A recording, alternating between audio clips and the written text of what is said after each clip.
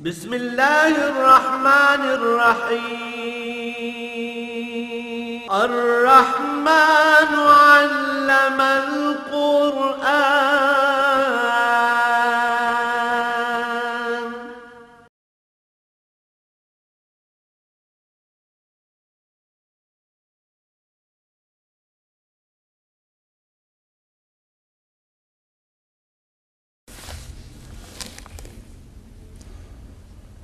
الحمد لله رب العالمين والصلاة والسلام على حبيبه محمد وآله وصحبه أجمعين.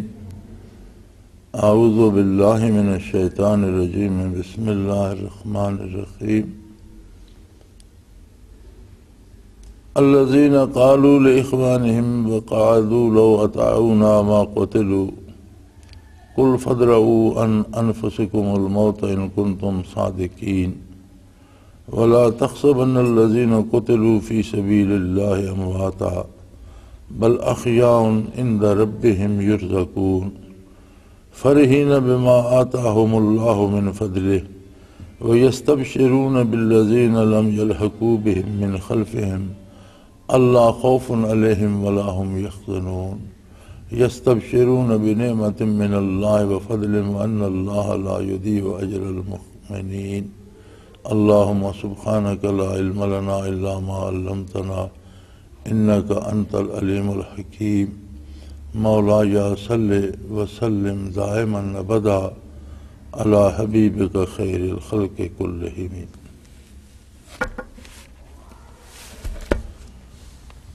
منافقین کی بات ہو رہی تھی پچھلی آیہ کریمہ میں، اور ارشاد باری تعالیٰ تھا کہ یہ مشکل حالات یا تکالیف جو آتی ہیں تو ان کا ایک یہ بھی نتیجہ ہوتا ہے کہ کھرا اور کھوٹا الگ ہو جاتے ہیں۔ اللہ کریم قادر ہیں، وہ اپنے نبی کو بذریعہ وحی بتا دیں، نام لے کے بتا دیں، گن کے بتا دیں، اور یقیناً اللہ نے حضور صلی اللہ علیہ وسلم کو بتا بھی دیا۔ اس کے باوجود منافقین بھی کہہ تو سکتے ہیں جی نہیں ہم کھرے مومن ہیں، ہمیں خواہ مخواہ کہا جا رہا ہے۔ چنانچہ نبی کریم صلی اللہ علیہ وسلم نے تو کسی کا نام لے کر اعلان نہیں فرمایا، لیکن جب مقابلہ ہوا میدان کارزار میں اور سامنے موت نظر آئی تو میدان سے بھاگ کھڑے ہوئے اور پہچانے گئے، خود کو الگ کر لیا، اور اس قابل بھی نہ رہے کہ وہ کہہ سکیں کہ ہمارا نام خواہ مخواہ لیا جا رہا ہے۔ تو فرمایا یہ ایسے بدنصیب ہیں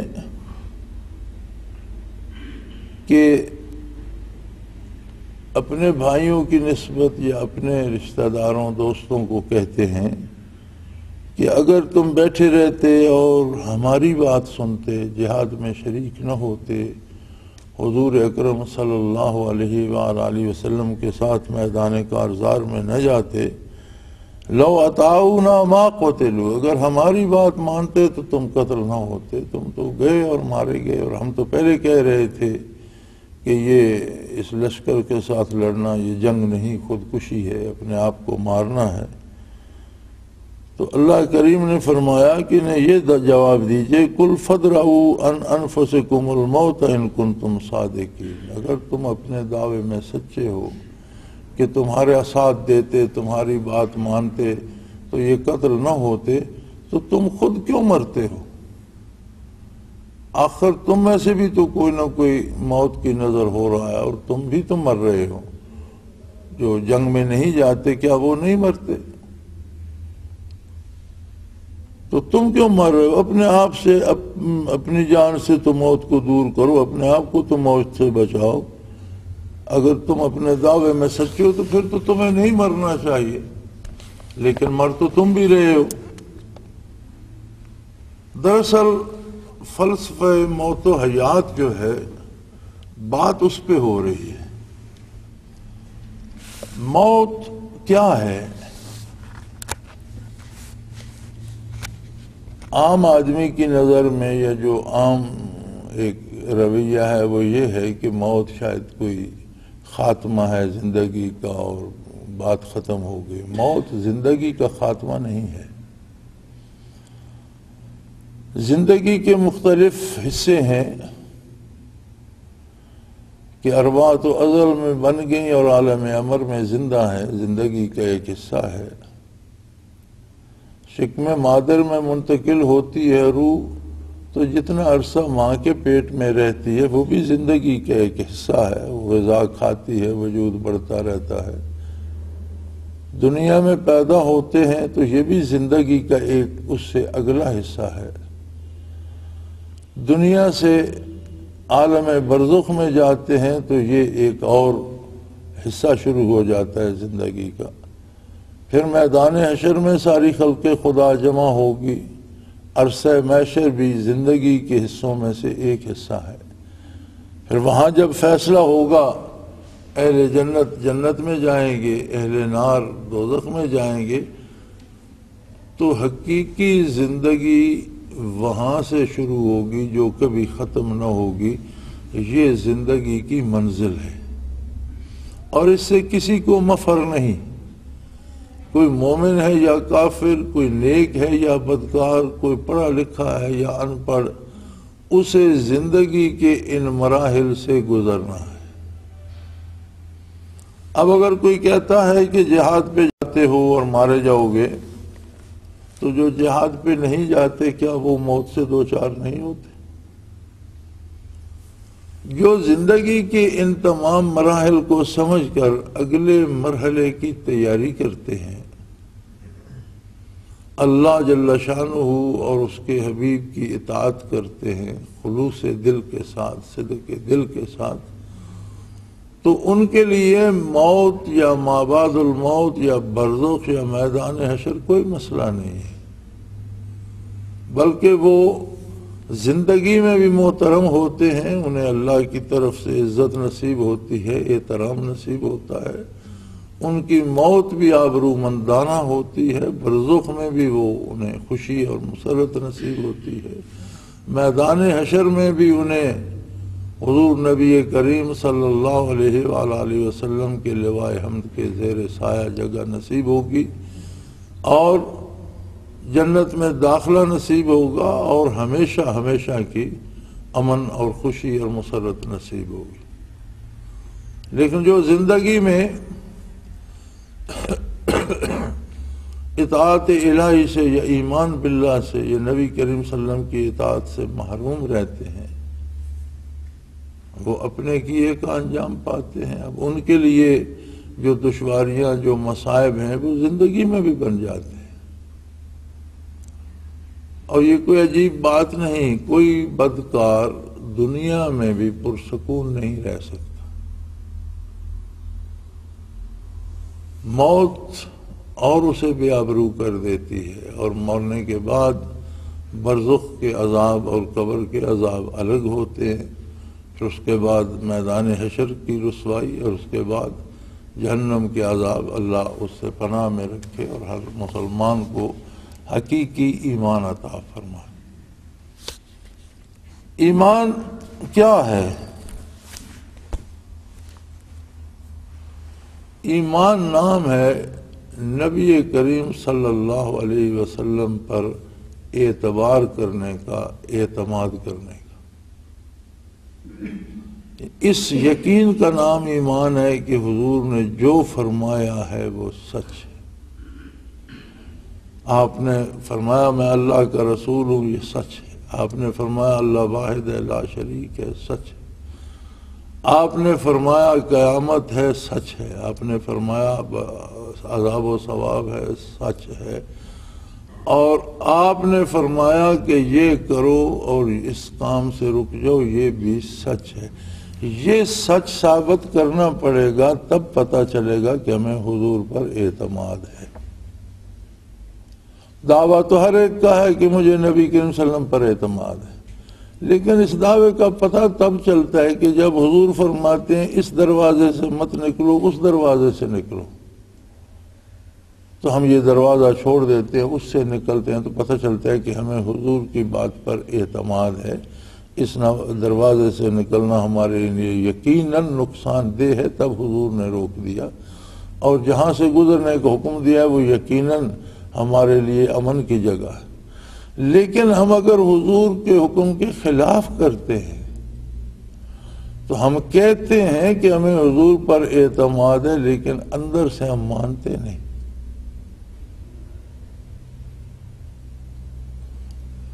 تو جنہوں نے اندر سے یقین نہیں کیا ہوتا انہیں یہ فکر ہوتی ہے کہ شاید یہی زندگی غنیمت ہے اور موت سے بچا جائے، تو فرمایا ان سے کہو موت سے بچ تو تم بھی نہیں سکتے۔ ہاں ایک فرق پڑ جاتا ہے کہ جو لوگ اطاعت الہی میں جان دیتے ہیں، جو لوگ حضور نبی کریم صلی اللہ علیہ وسلم کی فرما برداری میں جان دیتے ہیں، اور پھر وہ بڑے خوش نصیب ہیں کہ جو حضور اکرم صلی اللہ علیہ وآلہ وسلم کے ہمراہ جہاد میں شریک ہوئے اور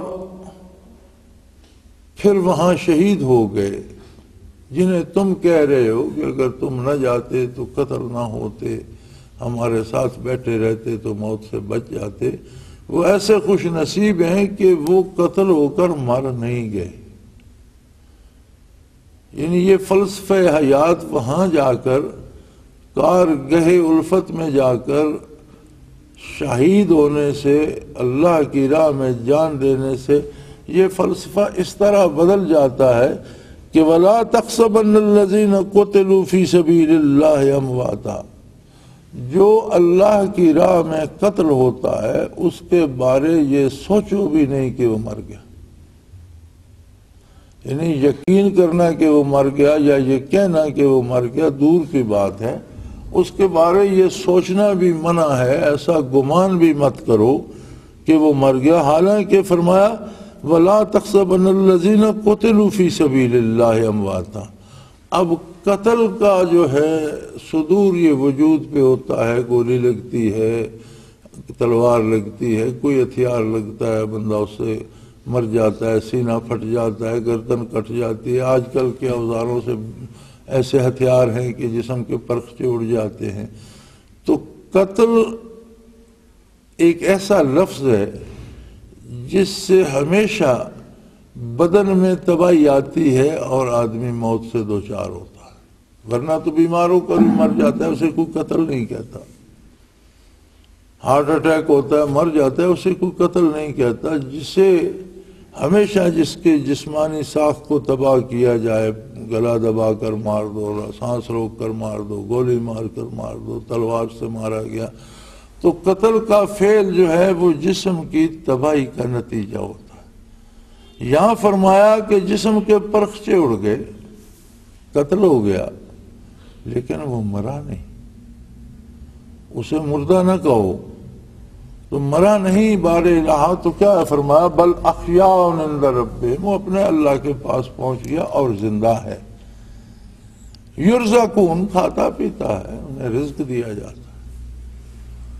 اب اگر یہاں یہ سمجھا جائے کہ جی شہید کی روح زندہ رہتی ہے، تو روح تو ہر مرنے والے کی زندہ رہتی ہے، روح پر موت وارد نہیں ہوتی۔ موت نام ہے اس بدن اور روح کے تعلق کو توڑ دینے کا۔ بدن سے روح الگ کر لی جاتی ہے، لیکن موت روح پر تو وارد نہیں ہوتی، روح تو زندہ رہتی ہے۔ روح تو کافر کی بھی زندہ رہتی ہے، وہ عذاب میں رہتی ہے، یہ جہاں رہتی ہے۔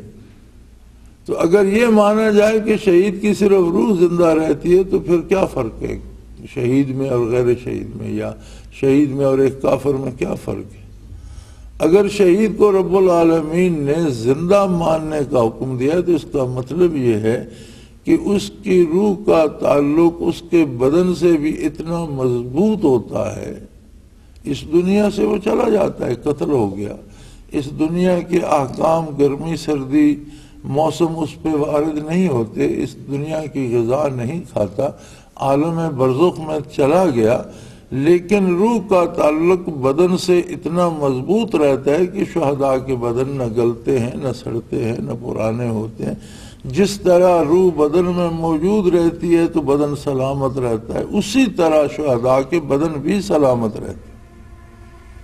اور اس پر اتنی تاریخی شہادتیں موجود ہیں، ہمارا تو ایمان ہے، جب اللہ نے حکم دے دیا، اللہ نے بتا دیا تو ایمان ہے، یقین ہے، لیکن تاریخی شہادتیں بھی اس پر اتنی موجود ہیں کہ صدیوں بعد بھی شہداء کے وجود جب قبروں سے نکالے گئے تو وہ تر و تازہ تھے، اور ایک نہیں، اس پہ سینکڑوں شہادتیں، ہزاروں شہادتیں موجود ہیں۔ تو فرمایا وَلَا تَحْسَبَنَّ الَّذِينَ قُتِلُوا فِي سَبِيلِ اللَّهِ أَمْوَاتًا، جو اللہ کی راہ میں شہید ہو گئے انہیں مردہ نہ سمجھو، اور اس بات کا دکھ نہ کرو کہ میرا بھائی وہ مارا نہیں گیا۔ جو شہید ہوا اور اللہ کی راہ میں اسے موت آئی، احیاء، وہ زندہ ہیں اپنے رب کے پاس، یرزقون، رزق دیے جاتے ہیں، کھاتے پیتے ہیں، فرحین بما آتاہم اللہ من فضل، اور اللہ نے جو ان پر انعامات کیے ہیں اس سے بہت خوش ہوتے ہیں۔ وَيَسْتَبْشِرُونَ بِالَّذِينَ لَمْ يَلْحَقُوا بِهِم مِّنْ خَلْفِهِمْ، اور جو لوگ پیچھے دنیا میں رہ گئے وہ ان کے لیے بھی تمنا رکھتے ہیں کہ اللہ انہیں بھی اس سعادت سے سرفراز کرے، وہ بھی شہید ہوں، اور اس دائمی زندگی کی لذتوں کو اللہ ان کے لیے بھی عام کر دے۔ ان کی تمنا تو یہ، تمہیں منافقین تو کہہ رہے ہو کاش وہ مارا نہ جاتا، اور وہ کہہ رہے ہیں کہ کاش اللہ تمہیں بھی نور ایمان دے اور تم بھی فدا ہو جاؤ اللہ کے دین پر، اللہ کے رسول کے حکم پر، حضور کی اتباع میں، اور اللہ تم پر بھی یہ مہربانی فرمائے۔ لا خوف علیہم ولا هم یحزنون، شہداء کے لیے نہ خوف ہوتا ہے اور نہ کوئی دکھ ہوتا ہے، نہ انہیں گزری ہوئی بات کا دکھ ہوتا ہے، نہ آئندہ سے خوف ہوتا ہے، بلکہ یستبشرون بنعمت من اللہ وفضل وان اللہ لا یضیع اجر المؤمنین، بلکہ وہ خوش ہوتے ہیں اللہ کے انعامات سے اور اس کی مہربانیوں سے، اور اللہ ایمان والوں کا اجر ضائع نہیں فرماتا۔ ایک فلسفہ ہی نیا دے دیا قرآن حکیم نے شہادت کا، اور شہید صرف وہ ہوتا ہے جسے اللہ پر، اللہ کے رسول صلی اللہ علیہ وسلم پر کامل اعتماد ہوتا ہے، اور حضور کی اطاعت میں، حضور کے اتباع میں، اور حضور کے احکام کے نفاذ کے لیے جان دیتا ہے۔ ہر مرنے والا شہید نہیں ہوتا، شہید وہ ہوتا ہے جو حضور صلی اللہ علیہ وسلم کی اطاعت میں جان دیتا ہے۔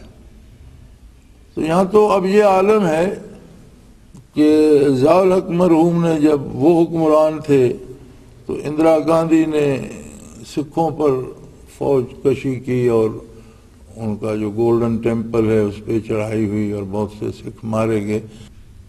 کافر کے لیے شہید کا لفظ استعمال کرنا جرم ہے، مذاق ہے شہادت کا اور توہین ہے شہادت کی۔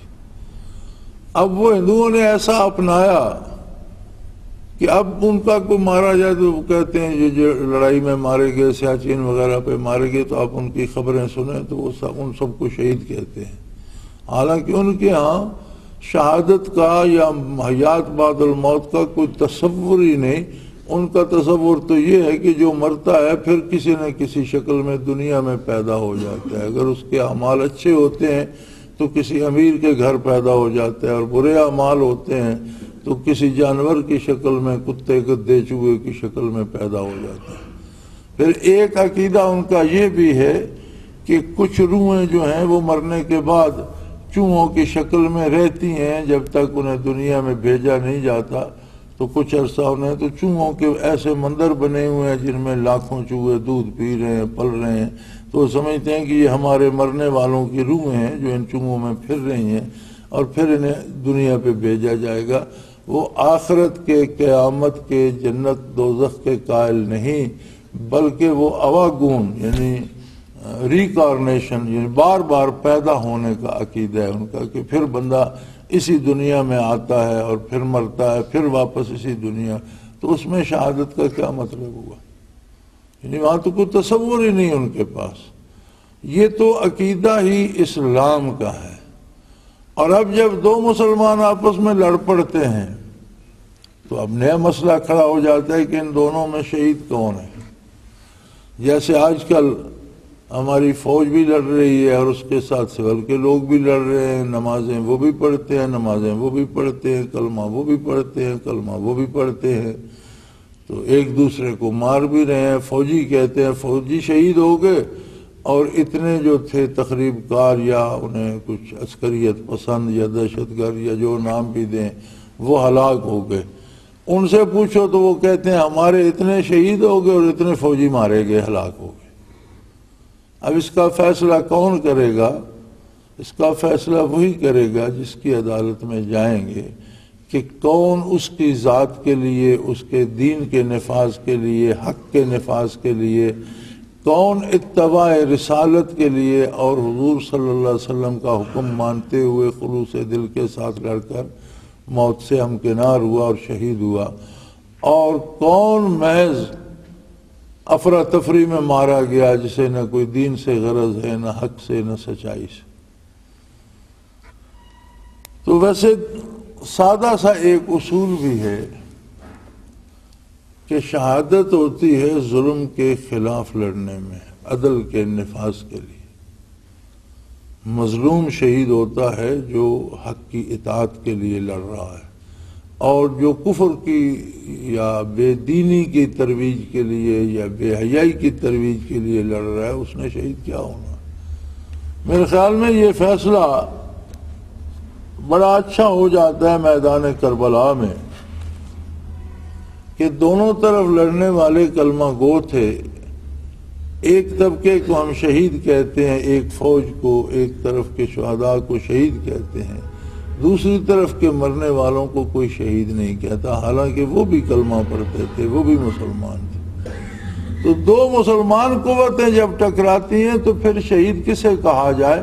جو حق پر ہے، جو اللہ کے دین پر ہے، جو دین کے نفاذ کے لیے، جو حق کے زندہ کرنے کے لیے اور جو حق کو قائم کرنے کے لیے لڑتا ہے، مارا جاتا ہے، تو وہ شہید ہے۔ خیر یہ تو ایک ضمنی بات آ گئی۔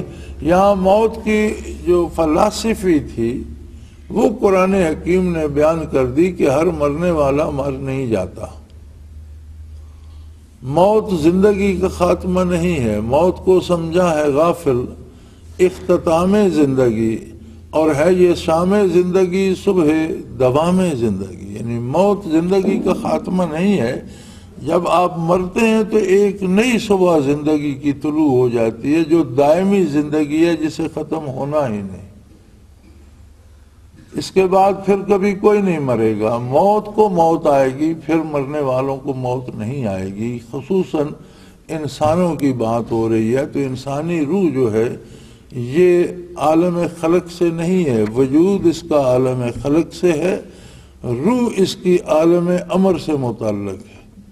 قل الروح من امر ربی، امر صفت ہے باری تعالیٰ کی، تو اوصاف باری پہ تو موت نہیں آتی۔ اب روح اگر اوصاف باری تعالیٰ میں سے ہے تو اس پہ تو موت نہیں آئے گی، موت خلق پہ آتی ہے۔ موت خود مخلوق ہے، الذی خلق الموت والحیات، موت خود مخلوق ہے، غیر مخلوق کو وہ احاطے میں نہیں لے سکتی۔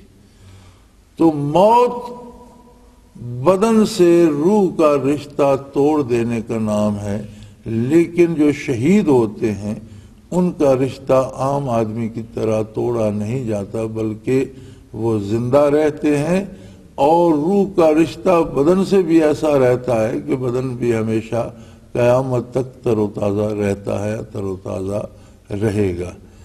اور پھر شہادت جو ہے وہ عند اللہ اتنی عظیم نعمت ہے کہ ان کے لیے موت کوئی شدت یا سختی نہیں لاتی، بلکہ ان کا بڑا پرجوش استقبال کیا جاتا ہے، اور ان کے بارے یہ سوچنا بھی حرام ہے۔ وَلَا تَحْسَبَنَّ الَّذِينَ قُتِلُوا فِي سَبِيلِ اللَّهِ أَمْوَاتًا، اللہ کی راہ میں جو قتل ہوئے ان کے بارے ایسا سوچو بھی نہیں کہ وہ مر گئے، بل احیاء عند ربهم يرزقون، وہ زندہ ہیں اور اپنے رب سے رزق پاتے ہیں، کھاتے پیتے ہیں، اللہ کی نعمتیں انہیں حاصل ہیں۔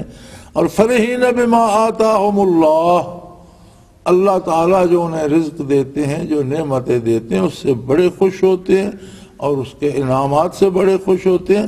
اور یستبشرون بالذین لم یلحقوا بہم من خلفہم، جو ان کے پیچھے رہ گئے ہیں، ان کے دوست، ان کے عزیز و اقارب، ان کے بھائی، وہ تو ان کے لیے بھی تمنا کرتے ہیں کہ اللہ انہیں بھی شہادت سے نواز، کہ انہیں بھی یہ نعمت نصیب ہو، یہ عزت نصیب ہو، یہ احترام نصیب ہو، اور اللہ کے نزدیک ان کی بھی قدر و منزلت ہو۔ لا خوف علیہم ولا هم یحزنون، کوئی انہیں نہ خوف ہوتا ہے آئندہ کا، نہ گزشتہ کا کوئی دکھ ہوتا ہے۔ اب اگر شہید جس کا جسم پھٹ گیا، جس کو قبر میں اتارا گیا، جس کی قبر بن گئی، اس پہ مٹی ڈالی گئی، اللہ کریم فرماتے ہیں اسے مردہ نہ کہو، یہ زندہ ہے۔ اور تاریخی اعتبار سے بے شمار شہادتیں موجود ہیں کہ شہداء کی قبریں ضرورت پڑنے پر کھولی گئی تو وہ تر و تازہ تھے۔ ایک شہید یہ ہے جو اللہ کی راہ میں قتل ہو گیا، لیکن وہ لوگ بھی جو اطاعت الہی میں زندگی بسر کر کے دنیا سے گزر گئے اور وہ اللہ کے محبوب و مقبول تھے، وہ بھی ایک درجے میں شہید ہوتے ہیں، اور ان کے اجساد بھی پرانے نہیں ہوتے، ان کی روحوں کا تعلق بھی ان کے بدنوں سے اتنا مضبوط رہتا ہے جسموں سے کہ جسم تر و تازہ رہتے ہیں۔ جیسے بیشتر صحابہ کے وجود، شہداء کے بھی وجود نکلے کئی دفعہ۔ احد کے بعد 40 سال کے بعد وہاں سے نہر گزاری گئی، اور احد کے شہداء کو جہاں عہد نبوی میں دفن ہوئے تھے وہاں سے نکال کر باہر دفن کیا گیا، جہاں حضرت امیر حمزہ رضی اللہ عنہ کا مزار ہے، باقی مزار مٹا دیے گئے ہیں، لیکن ایک نشانی ہے۔ تو یہ وہاں تھے جہاں غزوہ احد ہوا تھا، جہاں وہ آج بھی وہ غار اور وہ ہے، اب وہاں تو شہر بن گیا، تو وہاں قبرستان تھا، سارے وجود وہاں سے نکال کر یہاں لائے گئے، 40 سال بعد نکالے گئے، سب تر و تازہ تھے، اور اگر کسی کا زخم تھا تو زخم سے اس وقت بھی خون رس رہا تھا، اس طرح تر و تازہ تھا۔ اسی طرح دنیا میں مختلف جگہ پر جو وجود نکلے، اب مسجد نبوی کی توسیع ہو رہی تھی 70 کی دہائی میں، تو مدینہ منورہ کے قبرستان میں جس میں صحابہ کرام دفن تھے، حضور کے والد گرامی دفن تھے، تو یہ وجود جب نکالے گئے اسی طرح تر و تازہ تھے جس طرح وہ دنیاوی زندگی میں تھے، اور پھر جنت البقیع میں دفن کیے گئے۔ چونکہ مدینہ منورہ جو مدینہ الرسول تھا صلی اللہ علیہ وآلہ وسلم، وہ تقریباً سارا شہر ہی اب مسجد کے اندر آ گیا، بلکہ شہر کے باہر جو قبرستان تھا وہ بھی پہلے آبادی میں آ چکا تھا، اور اس توسیع سے پہلے ہم نے دیکھا تھا کہ ترکوں نے حضور کے والد گرامی کی قبر مبارک پر ایک مقبرہ بنا دیا تھا بہت بڑا، اور جب ہم 70 میں دیکھا تو مکفل تھا، تالے لگے ہوئے تھے، اندر جانے کی اجازت نہیں تھی، لیکن بہت بڑا مقبرہ تھا جس کے گرد حجرے تھے رہنے کے، خادموں کے رہنے کے، اور اندر خدا جانے کس طرح مزار بنا ہوا تھا، چونکہ اندر جانے کی اجازت نہیں دیتے تھے۔ تو آج کل وہ سارا مسجد میں آ گیا ہے، ان کا وجود مبارک بھی وہاں سے نکالا گیا، دیگر صحابہ کے وجود نکلے جب یہ مسجد کی توسیع تو تر و تازہ تھے۔ اب اگر نبی کی اطاعت پہ کوئی جان دیتا ہے تو اس کے لیے حکم ہے کہ اسے مردہ نہ کہو، وہ زندہ ہے۔ تو خود نبی صلی اللہ علیہ وسلم کے لیے یہ لفظ کیسے استعمال کیا جا سکتا ہے؟ جو حضور کی اطاعت میں جان دیتا ہے وہ زندہ ہے، اس کا وجود بھی تر و تازہ رہتا ہے، تو خود نبی کی حیات کیسی ہوگی، اس کے لیے یہ لفظ استعمال کرنا کس طرح جائز ہوگا؟ انبیاء علیہ الصلوۃ والسلام کی موت غیر نبی کی طرح نہیں ہوتی، بلکہ ان کی ارواح مبارک کا گھر ان کا وجود عالی ہی رہتا ہے۔ اور یہ اگر یہ تصور کیا جائے کہ خود حضور اکرم صلی اللہ علیہ وسلم کی روح مبارک بدن اطہر سے جدا کر کے علیین میں رکھ لی گئی، تو علیین میں کون سی ایسی جگہ ہے جو حضور کے بدن اطہر سے افضل ہے؟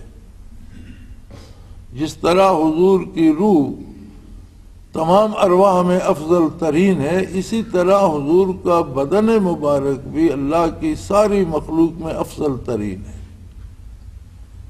بلکہ جب فضائل لکھتے ہیں علماء حق تو فرماتے ہیں روح زمین پر افضل ترین جگہ بیت اللہ شریف ہے، کہ تجلیات ذاتی کا محبت ہے، مرکز ہے، لیکن وہ جگہ مدینہ منورہ میں روضہ عطر کا وہ ٹکڑا جہاں نبی کریم استراحت فرما رہے ہیں اور حضور کے بدن مبارک سے مس ہو رہا، وہ بیت اللہ سے افضل ہے، اس لیے کہ مکان کی عزت مکین سے ہوتی ہے۔ تو حضور کا وجود عالی کائنات میں ساری تخلیق جتنی اللہ کی ہے اس میں افضل ترین ہے، لہذا جو حصہ زمین کا حضور کے بدن مبارک سے مس ہو رہا ہے وہ افضل ترین ہے، بیت اللہ سے بھی افضل ہے۔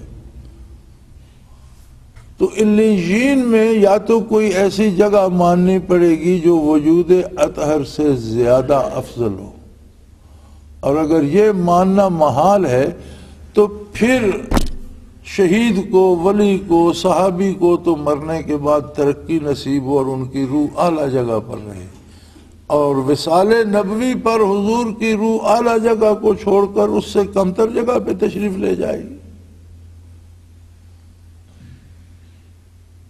یہ فلسفی اس طرح سے ہے کہ حضور کا دنیا سے انتقال ہوا، اس عالم کے ساتھ جو مادی رشتہ حضور کا تھا وہ منقطع ہوا، حضور برزخ میں جلوہ افروز ہوئے، لیکن آپ پر اس طرح موت وارد نہیں ہوئی جس طرح ماں و شما پہ وارد ہوتی ہے۔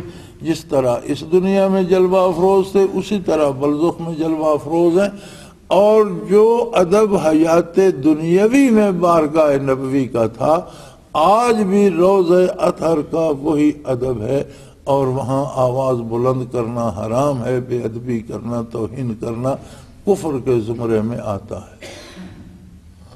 آج بھی روضہ اطہر پہ حاضر ہو کر اسی ادب و اسی احترام سے سلام پیش کیا جاتا ہے۔ تو فرمایا یہ لوگ یستبشرون بنعمت من اللہ وفضل من اللہ لا یضیع اجر المؤمنین، یہ جو لوگ اللہ کی اطاعت کرتے ہیں، رسول اللہ صلی اللہ علیہ وسلم کی اطاعت کرتے ہیں، خلوص دل سے کرتے ہیں، اللہ ان پر بہت مہربانیاں فرماتا ہے، اور اللہ ایمان داروں کا، یقین رکھنے والوں کا اجر ضائع نہیں فرماتا۔ وآخر دعوانا ان الحمدللہ رب العالمین۔ اللہ اللہ اللہ اللہ اللہ اللہ اللہ اللہ۔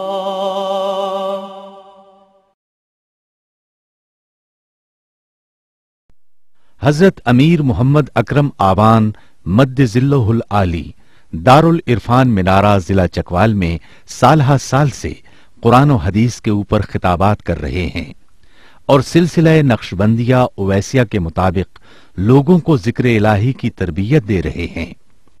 وہ قرآن پاک کی تفسیر ترتیب وار بیان کر رہے ہیں۔ تفسیر قرآن کو وہ موجودہ ملکی اور بین الاقوامی حالات کے مطابق بیان کرتے ہیں۔ موٹر وے سے کلر کہار کے انٹرچینج سے نکلتے ہوئے، کلر کہار کی جھیل سے ہوتے ہوئے، میانی، بوچھال اور نورپور سے گزرتے ہوئے دارالعرفان منارہ پہنچ سکتے ہیں۔ حضرت امیر محمد اکرم آوان نے بچیوں اور بچوں کی دینی اور دنیاوی تعلیم کے لیے سقارہ اکیڈمی کے نام سے ایک درسگاہ بھی قائم کی ہے، جس کا افتتاح ملک پاکستان کے صدر جنرل محمد ضیاء الحق نے اپنے دست مبارک سے کیا تھا۔ وہ تمام احباب جو اسلام کی طلب رکھتے ہیں ان سے گزارش ہے کہ دارالعرفان منارہ ضلع چکوال میں امیر محمد اکرم آوان صاحب کے خطابات سے مستفید ہوں۔ وہ ہر جمعے کو نماز سے پہلے بیان فرماتے ہیں۔ ہر ماہ کی پہلی اتوار کو ماہانہ اجتماع ہوتا ہے جس میں آپ خصوصی خطاب فرماتے ہیں اور پاکستان کے چاروں صوبوں سے احباب اس اجتماع میں شرکت کرتے ہیں۔ اس کے علاوہ یہاں سال میں 2 مرکزی اجتماعات بھی ہوتے ہیں، ایک رمضان المبارک میں اعتکاف کا اجتماع اور دوسرا جولائی اور اگست میں 40 دن کا اجتماع ہوتا ہے جس میں روحانی تربیت کی جاتی ہے۔ اپنا خون سیماب دے کر اتنا ہم کر جائیں گے، نام آقا کا چمن میں پھر رقم کر جائیں گے۔